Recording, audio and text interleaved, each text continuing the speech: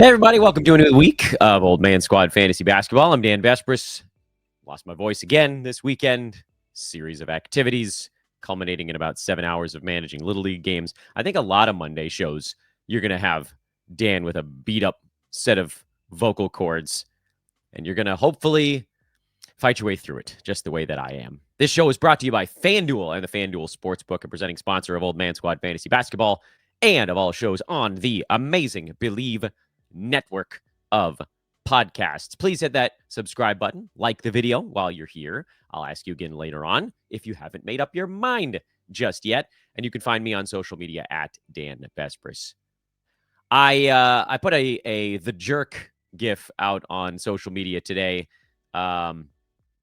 because the new phone books are here, ladies and gentlemen. And the new phone books contain within them the brand new Yahoo pre-ranks for the upcoming fantasy season. We're about a month away from the start of the NBA campaign, and exactly 2 weeks from the last time a new rank board dropped, we've got another one.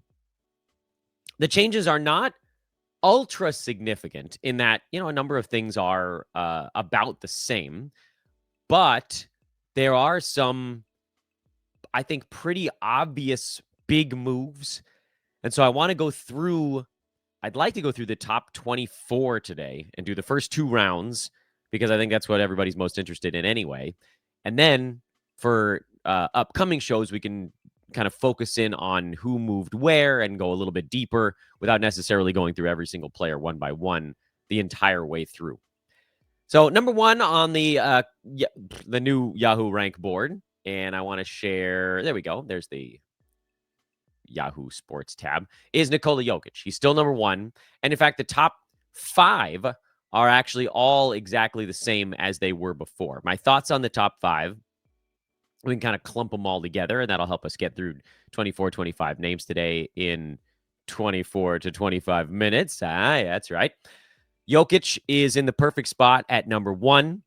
Giannis Antetokounmpo at number 2 is, I'm sure everybody has their own thoughts on why he is where he is. Obviously, you're punting free throw if you're taking Giannis at 2. And if you are taking Giannis at 2 and you're punting free throw, he might very well get to that marker. Funny thing about Giannis, he was number 3 last year in a punt free throw build.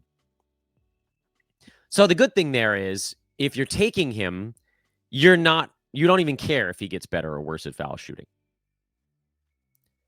Which, of course, takes us back to that same discussion of, like, do you have to punt free throw with Giannis? No, but you very much should, because very few players can tank an entire category quite the way that he can. He was number 55 if you rolled all the numbers together with the crazy negative outlier free throw stuff. And like I mentioned, he's number 3 if you don't care about his foul shooting. So you shouldn't care about his foul shooting if you're going to take him this early. And he's likely to be extremely impressive this year because there's no Damian Lillard. And he was already at 20 shots and 11 free throws a game last season. And it feels like, I don't know, if that goes down, that means the Bucks are probably not competitive, which is not great. But you could potentially see it going up because the other options on his team got markedly worse with no Dame around. They didn't replace him with some other, generational scoring guard of some kind. No, it's just more Kyle Kuzma. Heaven forbid. So all that to say, look, I mean, if you're punting and you have the second pick, let's backtrack a little bit. If you have the second pick, I don't really know why you'd go the punt route over Wemby, Luka, or Shea, where you don't have to then, because you sort of simplify your path through the rest of the draft. You take Shea, you can pretty much go any direction. Victor, people tend to like more of a guard build around Wemby, but you don't have to. If you go Luka, who's likely to have a better shooting season this coming year, again, you don't really have to punt anything. Free throws would be the easiest, but you'd have to create kind of like the negative Giannis punt free throw Luka team. So I'm not a big proponent of Giannis at 2, but I also understand it because if you are gonna punt free throws, he's the guy you want to start with. Although, let's remember, in a punt free throw build, Wemby was still ahead of Giannis last year. Giannis beat him in scoring by 6 and assists by about 2.5.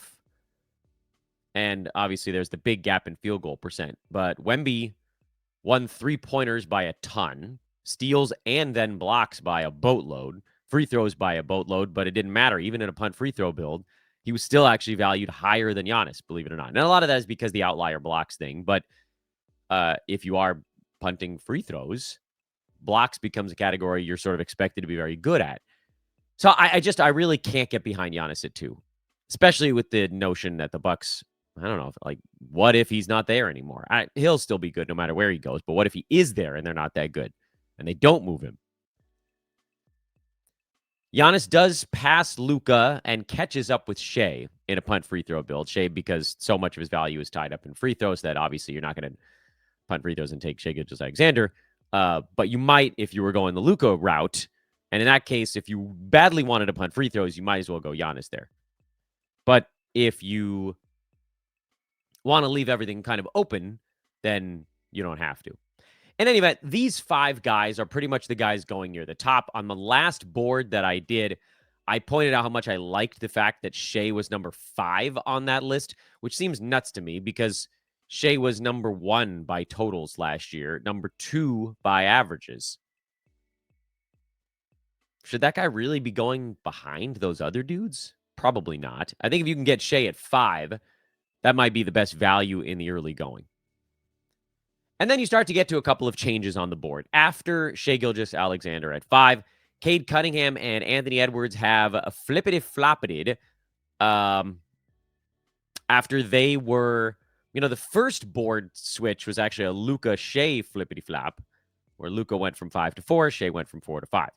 The latest board flippity-flop, and I'm going to say that as many times as I can until you get annoyed and decide you don't want to subscribe to the show, is Anthony Edwards and Cade switching the 6 and 7 holes. But it feels, a little bit like the Shea one. It feels almost like it doesn't really change anything.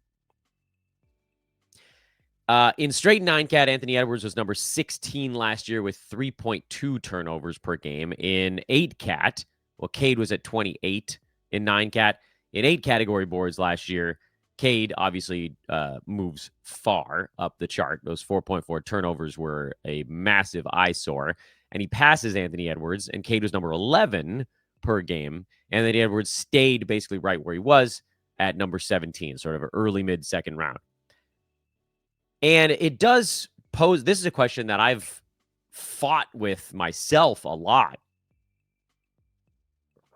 And you saw, if you watched our Adam King, Dan Besbris combo mock show from the end of last week, you saw Kingy, he went Anthony Davis at this spot, which was like, pop, my eyes popped out of my head a little bit.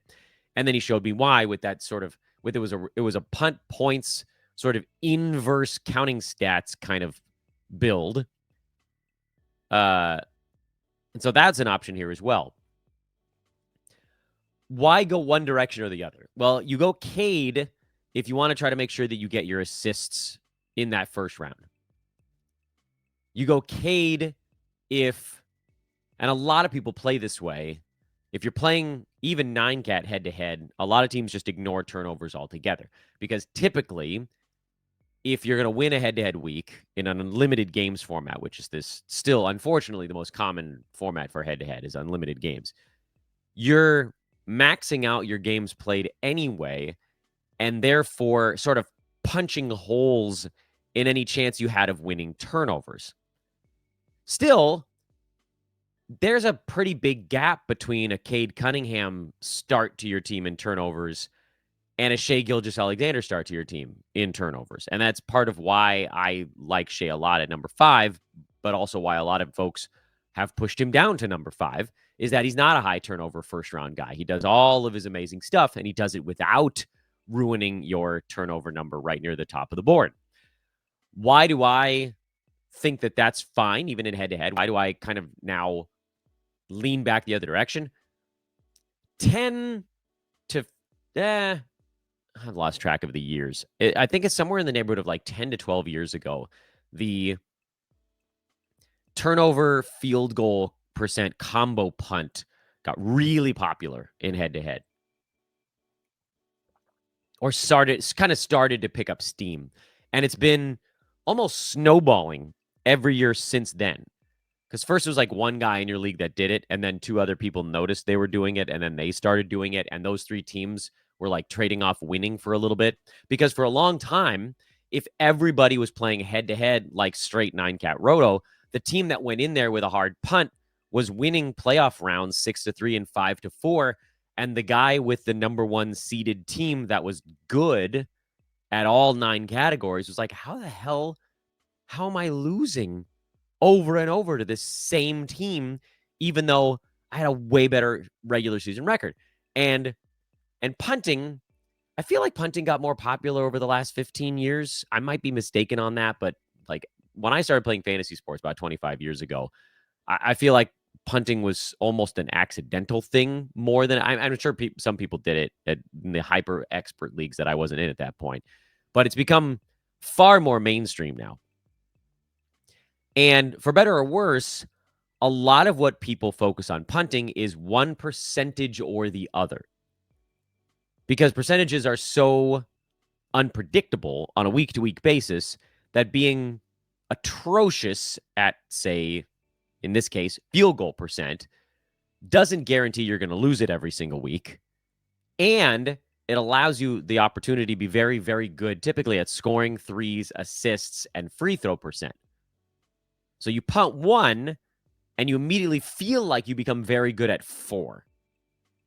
And that trade-off, and this is, again, where we sort of loop back around to the first part of the discussion, has become more and more and more and more popular every single year. So there are a lot of teams that go into head-to-head leagues punting turnovers and field goal percent, which is why I think now it's actually easier in a lot of head-to-head leagues to not go down that same path. And instead, now, it used to be that like you could zig when everybody was just going down the main road, but now everybody's zigging. So you have to go to the second tier. You got to zag. And I think the zag here is to not hard attack assists and turnovers right out of the high turnover guys who get you assists and volume stuff out of the shoot, and instead go the other way. Where Cade has the advantage over some of those other guys is he's not that bad at field goal percent. And I'm sure a lot of you guys were waiting for me to get to that actual point. You're like, Dan, you're talking about this turnover field goal punt, and Cade is not a punt field goal guard. He shot 47% from the field last year. He really was a one terrible category dude. But that creates sort of another rub, which is if you start with Cade and you're a high turnover team, do you even then have to punt turnovers? And where with Giannis, I said yes on free throw percent. Cade, I'm going to argue the answer is no. As bad as he is at turnovers, 4.4 is not that different than the vast majority of the guys you're drafting in the first 20 slots in fantasy. Most of those guys are hovering around 3. So yeah, you've got like a 4.5 to 6 turnover disadvantage on a given week, but that can be made up with a second, third, a fourth round pick that's like a 1.9 to 2.2 turnover guy instead of a guy that's closer to 3. It can be made up very easily, where the Giannis situation basically requires you to draft like 4 very good free throw shooters to get you back into week to week. This is a coin flip kind of thing. It's extremely different. Is it easier to draft Cade and then probably punt turnovers? Yeah, it probably is, because he's terrible at it, and you could take 2 other guys that are ultra high volume and sort of lean into some of the things your team is strong at. And then at that point, now you are punting turnovers. It's sort of too late to go back the other way without ruining your team build. But you don't have to. You could, that's what I think most folks would refer to as more of a soft punt in turnovers, where you're going to take some guys that are bad, but you're just not worried about improving them. You've just ignored it altogether, which is what a punt should be. But some people hard punt a thing. And I think, thinking back again to the show I did with Kingy on Friday or Saturday, whenever the hell that aired, that was a hard punt. He was specifically ruining categories to get insanely good at 5. A Cade turnover soft punt might be the way to go there. And just kind of see who falls into your lap in the second and third round. If they're bad turnover guys, okay, fine. Now you're punting turnovers. But if they're not, you're right back in the mix. But what would I do here? Because again, we're only at picks 6 and 7, and I was hoping to get through 24 on today's show. What would I do? I probably do go Cade in head-to-head. I probably go Anthony Edwards in Roto. Where Edwards has the advantage in either format is that he's shown himself to be one of the most durable players in the NBA in his first few seasons as a pro. And there is a massive advantage in having a first-round pick who plays basically every single ball game. And that's why Anthony Edwards was number 6 last year by totals. Very impressive stuff. Cade was number 10 last year in a punt field goal totals. Anthony Edwards, by the way, was number 4 if you were punting, not punt field goal, punt turnover. Anthony Edwards was number 4. So by totals, he was better, but it took him 9 more games to get there. If those two guys play within 2 to 3 games of one another, Cade probably wins a punt turnover totals battle. So Anthony Edwards is my guy in Roto. Cade is my guy in head-to-head. I'm hoping that both are young enough and durable enough to make it through the year unscathed. Anthony Davis is at number 8, and that brings us to a look at the Dallas Mavericks season win total number over at FanDuel in the FanDuel Sportsbook. It's 41.5. Way to really plant your flag in a number. FanDuel Sports on that one. That is they're basically saying the Mavs are a 500 ball club. I have no idea what I would do on that season win total. Not even the remotest clue on the Mavs. I don't know what they're going to be without Kyrie Irving. I think they're going to be actually kind of bad without Kyrie Irving, but I really don't know for sure. They might kind of muscle their way through with a whole lot of hyper competent big dudes. But I don't know. It just kind of feels like you need a guard that can take over. And D'Lo, once in a blue moon, is not, to me, that guy. But what we saw from Kingy late last week was probably the answer on how to deal with an Anthony Davis team. Because when you draft AD, if you're going to draft him here, first of all, I don't think I would do. To me, okay. Well, you know what? I was getting ahead of myself. Not get ahead of myself. Let's go back through this thing at a more reasonable pace.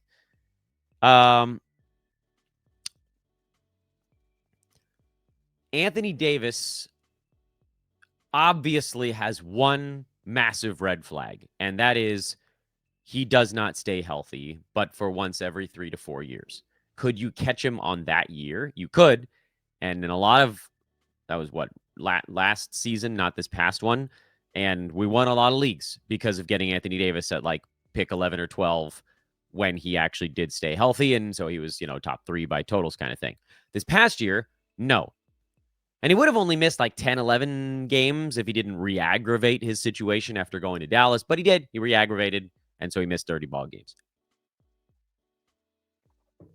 How do you deal with that going forward? If you're in a games cap league, you almost have to take him here at 8 and pray that you get 60 some odd games out of AD. You almost have to, because his per game potential is so high. He was number 4 per game this past year, that you can't pass that up for someone like a Karl Anthony Towns, who was number 6, but the second half of this past year, he was in the 40s. Or Domantas Sabonis, who's number 19, but, second half of this last year, he was even lower than Cat. Or Trae Young, who you have to basically punt a couple of things for. Or Harden, who's, again, sort of probably going to max out at, like, around the turn. All of these guys are reasonable picks for different builds, but in straight 9-cat Roto, Anthony Davis has such a huge per game advantage over those guys that it's very hard to pass him up. Very hard. Not impossible, but very hard. Head to head, if you're drafting AD here, you're doing what Adam King did, which is the hard punt on everything that Anthony Davis is bad at. So you're punting, or he's just not even like not great at. So Adam, if you missed that show, you should go back and see the team he built. It was really interesting. He punted free throws, threes, scoring, and assists. And he went so heavy on field goal percent, boards, steals, blocks, and low turnover players. And to Kingy's credit, when you looked at how Yahoo had assessed the standings at the end of that draft, he was very much number one in all 5 of the categories he was trying to win, and dead last, 12th out of 12 in the 4 that he was punting. And the reason that works on Anthony Davis, and again, you should go back and just watch the show, is you're able to stockpile a bunch of stuff that AD's good at midway through and later in drafts without having to worry about the categories that are hard to find. You don't have to go hunting for assists. You don't have to go hunting for volume guys who score or hit three-pointers. And you're like, okay, well, how, if I'm punting free throws and there's a team that took Giannis in front of me, how do I compete with that team in the stuff that that team's going to be good in, which is going to be field goal percent, rebounds. Those are probably the 2 where the teams are kind of butt heads a little bit, maybe even blocks. Well, the answer is you've got to beat those teams in those, but that Giannis team is probably not trying to win steals every single week. That's not the main category they're hunting for. They're focused on scoring, so that team is going to take some guards that score and hit three-pointers. And in those brief moments, your Anthony Davis team can instead focus on shoring up steals, blocks, rebounds, field goal percent to make sure they stay in front of the Giannis team. Let's keep going because, again, on the Roto side, you don't have to take AD there if you're worried he's going to miss 30 ball games again. To me, I don't know that anybody else left on the board has his kind of per-game potential for a Roto league, and so that's why it becomes harder for me to do it. Domantas Sabonis at 9, Cat at 10, Trae Young at 11. Those 3 guys stayed all, and Anthony Davis, mind you, stayed all where they were. This is a 4-player run that all stayed exactly the same. Again, I don't know that I can make a massive argument not to go for these guys, but I would lump Devin Booker in with this grouping as well, even if the new Yahoo board actually has things moved around a little bit. Like Sabonis, to me, I'm afraid of Sabonis at 9. I've said on this show before, I'll say it again. Domantas Sabonis is a great second-round pick, and in my opinion, not a good first-round pick. And it's a weird delineation to make, I know, but he's very, very good at rebounds and field goal percent, and he's a good assisting big man. So he's a big positive in like 2 to 3 categories. But as a first-rounder to build your team on, you kind of want your first-rounder to be really, really good at 4 or more, frankly. Jokic, you've got like 6. And even some of the guys going behind Sabonis, maybe not quite as elite in rebounding. Domantas had 14 boards a game last year, but they might give you more scoring or threes or a defensive stat or something like that. Even Cat last year, was better at scoring, close in rebounds, better in threes, better in steals, better in blocks, better in free throw percent. Not quite as good in rebounds or assists or field goal percent. Assists in particular is where Sabonis had the big edge there. But you give yourself more avenues. Head-to-head, I'm probably going Trae Young ahead of both of those guys because then you have a build. You just lean into it at that point. You go the Trae Young build, you start small, you go small, you figure out the 5th category that you need to shore up. Because, again, Trae is going to give you a strong few. He's going to give you a decent number of points, threes, assists. He was actually okay in steals, but also free throw percent was a big-time winner. I guess the points are not overwhelming. It's pretty close to what you're getting out of Cat, but we'll call it a positive. Positive in points, threes, assists, free throw percent, and then even if you wanted to scale the points advantage down, a small advantage in steals as well. So, you've got your 5 categories that you need to win, and hopefully with some pick along the way, you can shore up one of the 4, what you'd call kind of the traditional big man categories, whether it's rebounds, blocks. Those are probably the 2 that I would think about. And you could pair Trae Young up with, I don't know, if you want to go the blocks route, you could go Trae Young and somewhere along the line try to get JJJ and Miles Turner or something like that. So now you got two centers who block a crap ton of shots, but are not great at field goal percent. You're not wasting any of your draft capital on that. They gave you more threes and scoring on JJJ, at least, out of the center spot. They're just guys that fit. As opposed to Cat, where you can go a lot of directions, but a team that's punt built properly would probably beat that team. So head-to-head, I'd go Trae Young here. I might even consider going Devin Booker next, but I think Booker and Cat would be my next two in head-to-head, and then Sabonis would kind of be my last one of these guys that were all lined up. Roto, I'm probably going Cat there. And then I'm probably going Booker, and then Sabonis and Trae Young. I don't know. I hope that hopefully they're in the second round by that point. I don't have to answer the question. Waves his hands. Nothing to see here.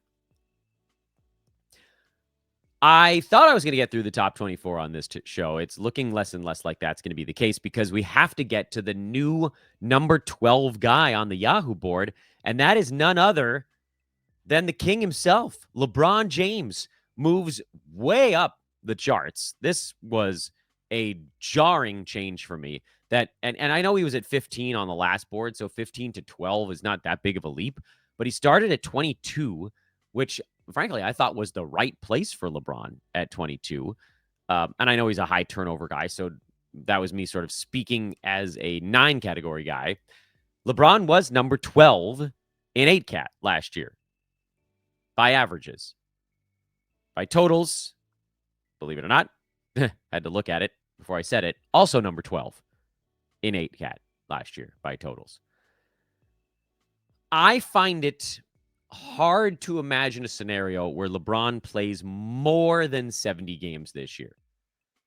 This is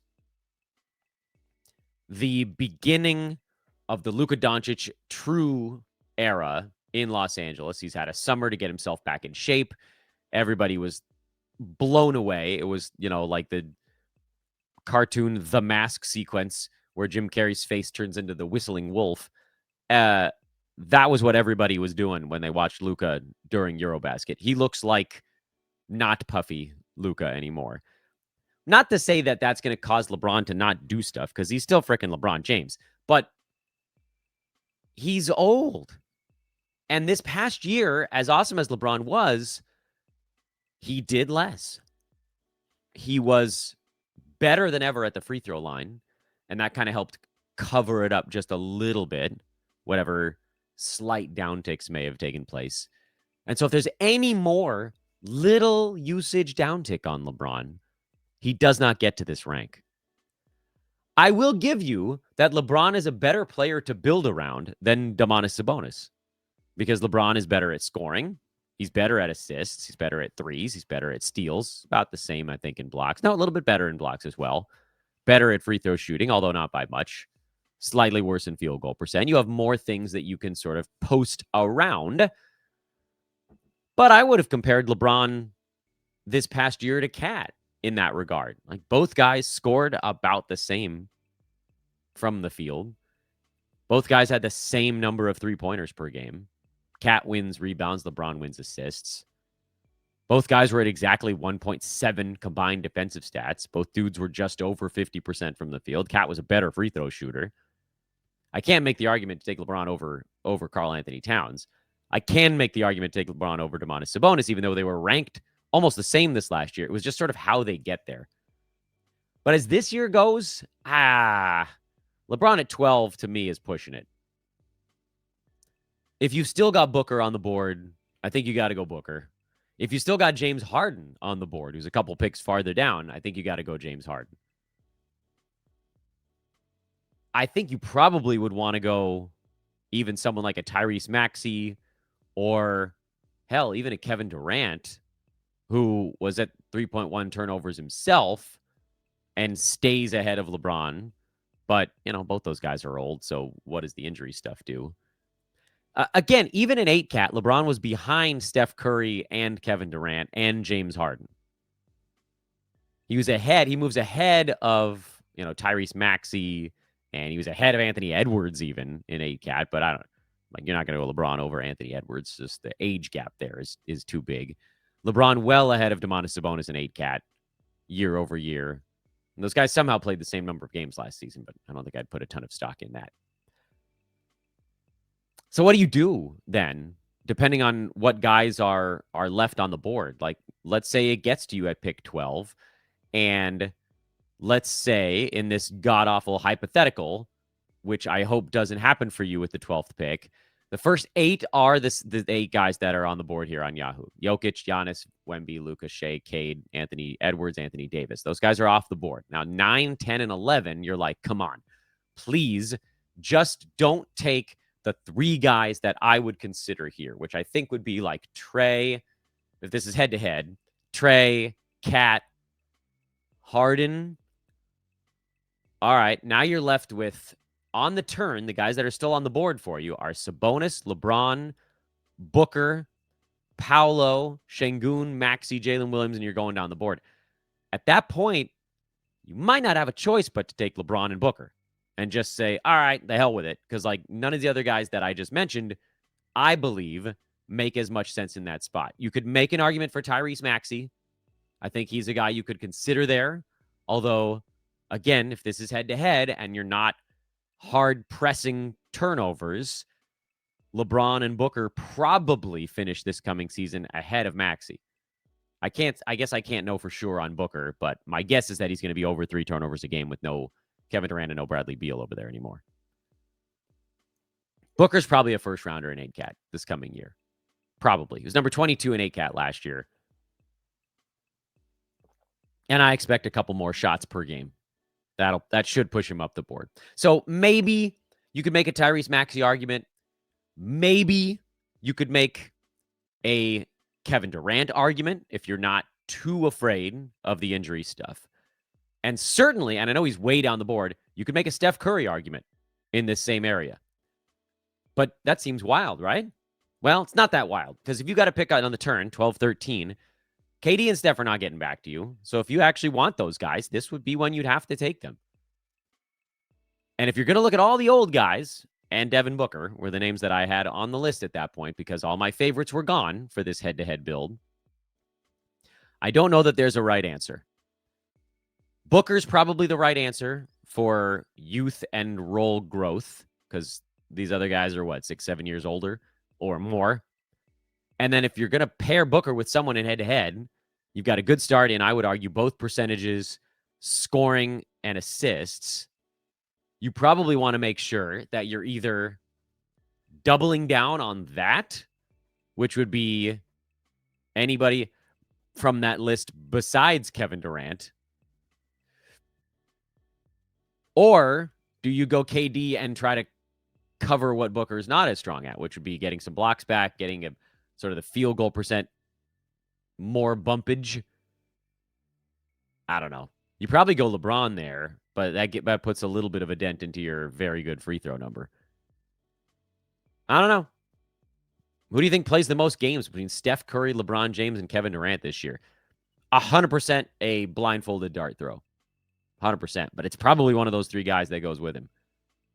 What would your team look like if you went Booker and Tyrese Maxey at that point? You'd be good at scoring. You'd be good at threes. You'd be adequate at assists. You'd be okay, slightly better than average at steals, weak in blocks, weak in field goal percent, very good in free throws. You're building a punt bigs team that's probably not as good as the Trae Young punt bigs team. Because if you start with Booker and you're going to build a guard-heavy team, you should probably try to win field goal percent to separate yourself from the other guard-heavy teams. That's probably your pathway because Booker's not that bad at field goal stuff. So is that Steph? Because he could shoot 46, 47, 48% from the guard spot. Now you got 2 high-volume guards in the 46 to 48 range. Pretty easy to cover that up with 1 big man. Is it LeBron, where you've now not fixed, but your field goal percent is actually pretty good, but your free throw is no longer at the tippy top of the guard build? The answer to all of those is yes. They're all fine. But in a perfect world, in head-to-head, Trey will maybe fall to you there, or Harden would fall to you there. These are very easy guys to build around on the head-to-head side. In Roto, I think this is simpler on the Roto side because you're not thinking about your team build. You're just going with your two guys that you think are going to have the best 9-cat numbers across the board. And, Cat's going to be solid there, and Booker's going to be solid there. And frankly, even Harden's going to be solid there despite his weaknesses. And LeBron will be fine there as well. And Maxey would be fine there because you can just pair them up. Just get somebody in the next pick that covers up some of what they're weak at. Pair them up right now. If let's say Cat somehow got to you on the turn, you could even go Sabonis at 13 if you paired him up with a little dude. Go Booker Sabonis or Harden Sabonis. That's kind of fun. What's your team look like if they're Harden Sabonis? You might be punting points. Ooh, you know me. I love a good punt points. All right, screw it. We only did the first round today. So it goes. I thought we were going to have to do 2 rounds. I talked too much. Thank you for watching, everybody. I hope this was good enough to earn your click on that subscribe button. I hope this was good enough to earn a click on the like button. And I hope it was good enough to earn a 5-star review on Apple or Spotify. I'm Dan Besbris for the Old Man Squad, presented by the Believe Network and FanDuel Sports. Find me on Twitter at DANBESBRIS. This is our exploration of the brand new Yahoo This is the 3rd iteration of the Yahoo rank board. And it tells me, because we didn't even get to do a couple of shows on the last one, it tells me I got to do even more shows. That might be too many shows. That's no such thing. Bye-bye.